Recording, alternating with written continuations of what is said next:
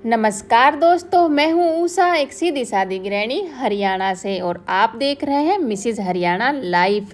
यहाँ मिलेगी आपको मेरी असली और सच्ची ज़िंदगी, रसोई से लेकर रिश्तों तक। कैसे हो आप सब? उम्मीद करती हूँ आप मस्त होंगे, स्वस्थ होंगे और व्यस्त होंगे, क्योंकि जो व्यस्त है वही तो स्वस्थ है।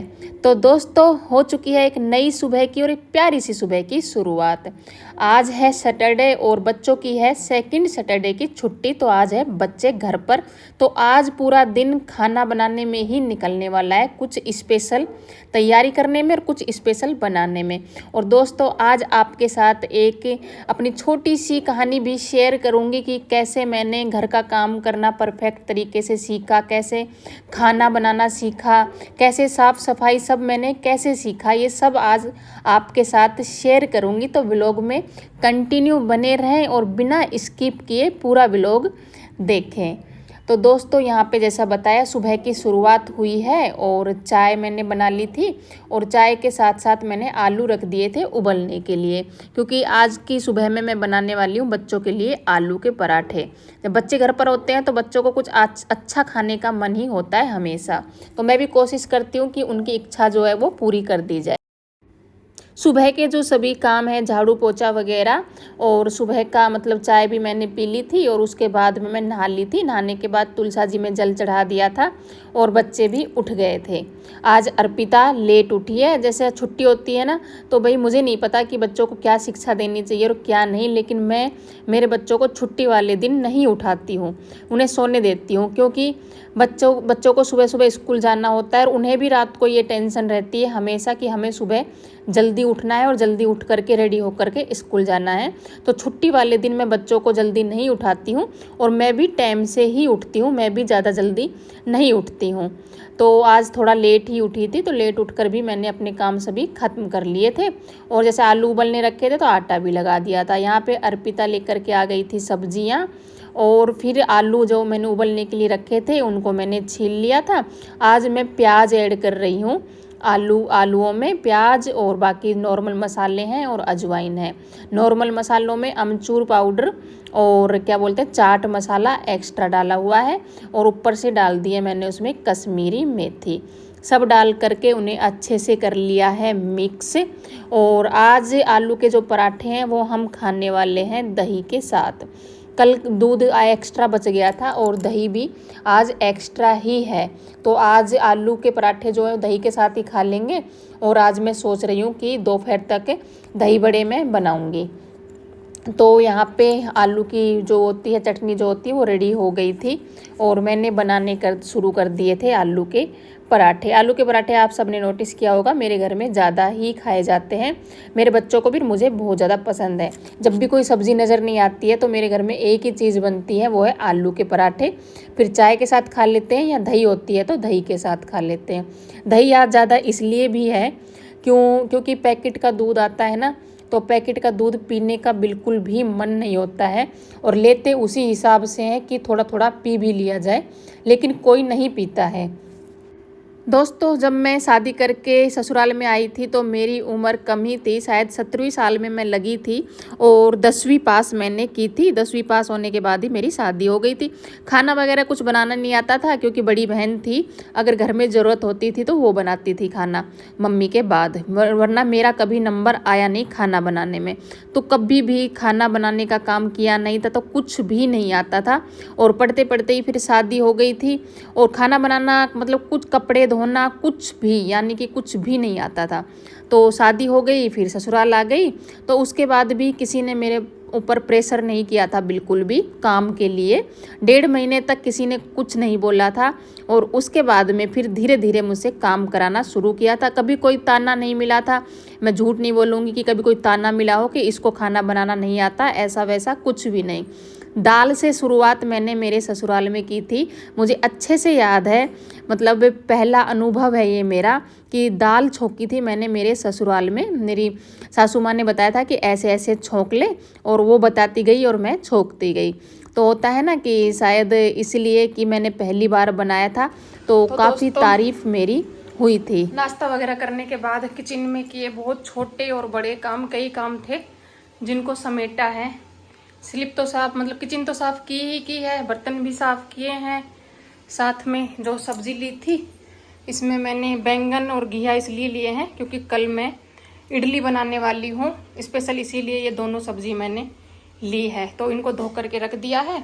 और ये मैंने भिगो दी है दाल, क्योंकि आज ना दही बहुत ज़्यादा है, मतलब दही बची हुई है, तो शाम तक दही बड़े बना लूँगी। और इसमें मैंने भिगो दिए हैं दाल और चावल मिक्स करके, क्योंकि जैसे मैं कल इडली बनाने वाली हूँ तो इसकी पूरी रेसिपी मैं कल बताऊंगी आपको कि कितनी दाल है, कितना चावल है, मतलब कितनी मात्रा में लेना है, तो अच्छे से इडली स्मूथ बनेगी बिल्कुल। तो ये कल मैं आपके साथ में शेयर करूंगी। और यहाँ पे ये राशन है जो कि कल आया था, इसको डालना है डब्बे में। थोड़ा बहुत राशन इसमें से निकल चुका है ज़रूरत का। और इस डब्बे में मैं राशन डालती हूँ हमेशा, क्योंकि इसका मैं सोच रही थी इस डब्बे को ना आज धो लेती हूँ खला करके, क्योंकि थोड़ा बहुत राशन बचा हुआ है और ये मतलब बिल्कुल खाली कभी होता नहीं है, तो इसलिए सोच रही हूँ इसका जो भी सामान है इसको इसमें टोकरी में रिता देती हूँ। बाद में इसको धोकर और फिर जो नया राशन आया है वो इसमें डाल देंगे।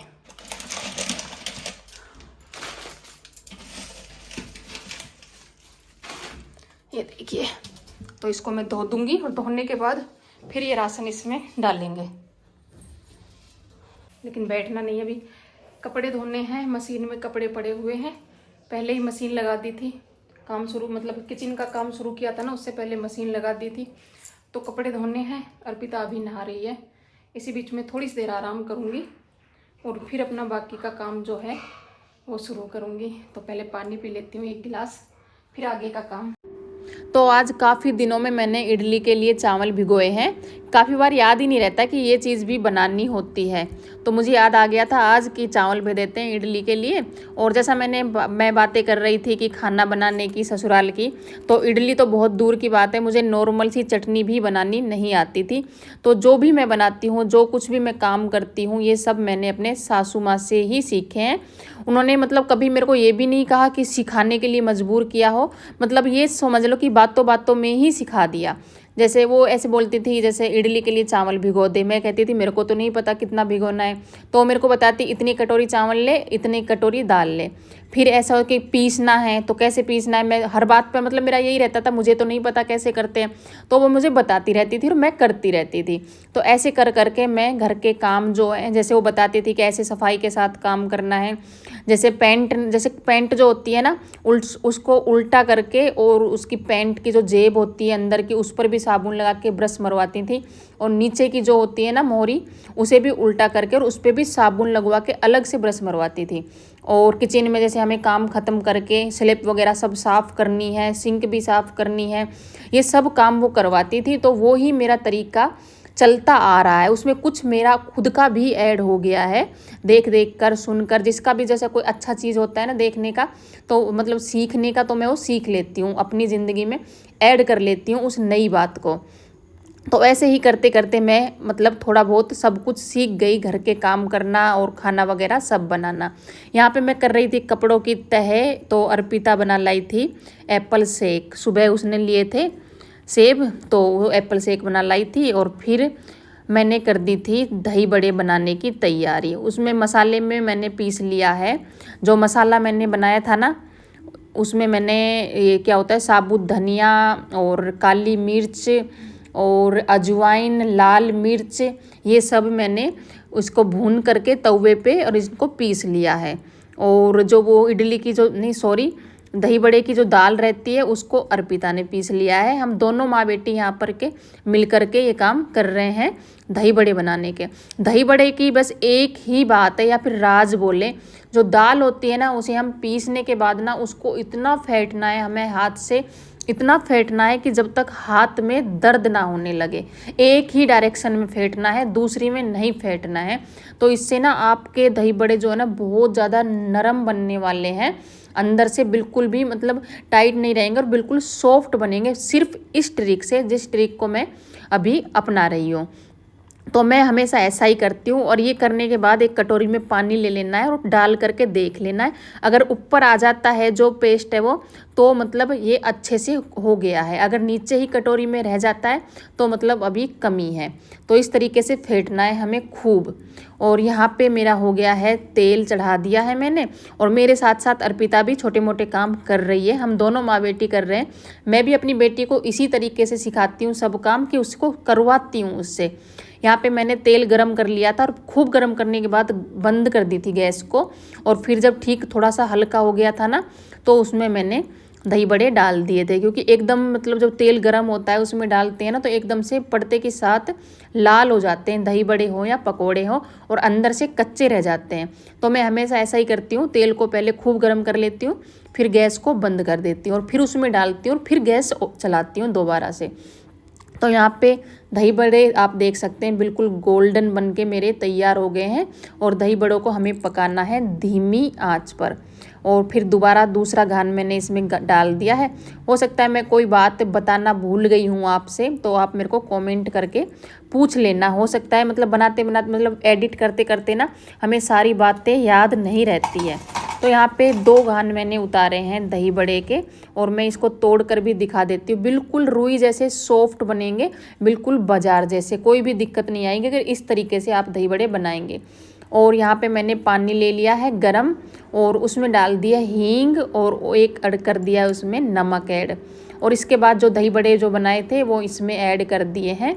और अभी इनको ढक कर के रख देंगे कुछ टाइम तक। उसके बाद में यहाँ पे अर्पिता कर रही थी दही को फेंटने की तैयारी, और एक साइड में बन रही है इमली की चटनी। इसमें भी छौंक अर्पिता ने ही लगाया है इमली की चटनी में। अर्पिता नहीं बनाई, थोड़ी पतली बना दी थी उसने, लेकिन ऐसे ही सीख जाएगी काम करते करते, क्योंकि उसे पता चल गया इस बार की थोड़ी पतली बनी है तो अगली बार थोड़ी ठीक से बनाएगी। तो यहाँ पे अभी जचा लेते हैं अपनी थाली, डेकोरेट कर लेते हैं। मैंने ले लिया है 2 प्लेट में दही बड़े, दोनों पे मतलब दही डाल दी है, दही को फेंट लिया था। और इसके ऊपर से इमली की चटनी, जैसा मैंने बताया ना अर्पिता ने बनाई थी, थोड़ी इमली की चटनी जो है ना थोड़ी पतली रह गई है, पर चलो कोई बात नहीं, सब चलता है घर में। और ये हरी चटनी है।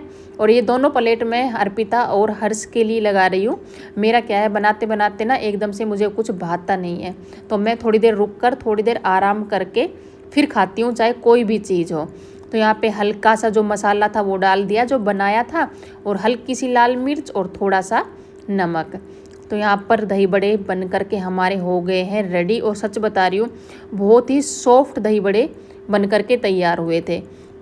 तो अभी मैं आ गई हूँ अपने दूसरे काम पर। राशन डालना था जो डब्बे में, तो डब्बा जो धोया था सुबह में वो मेरा सूख गया था, और सभी राशन अब मैं इसमें डाल के रख दूँगी। और जो ज़रूरत का है वो निकाल लूँगी। सर्फ़ वगैरह मैंने साइड में रख लिया है निकालने के लिए। और बाकी अभी मतलब पोहे निकाले थे, एक पोहे का पैकेट निकाला था, क्योंकि जो पोहे हैं ना वो इडली का जो चावल है उनको पीसूँगी, उसमें मैं ऐड करूँगी।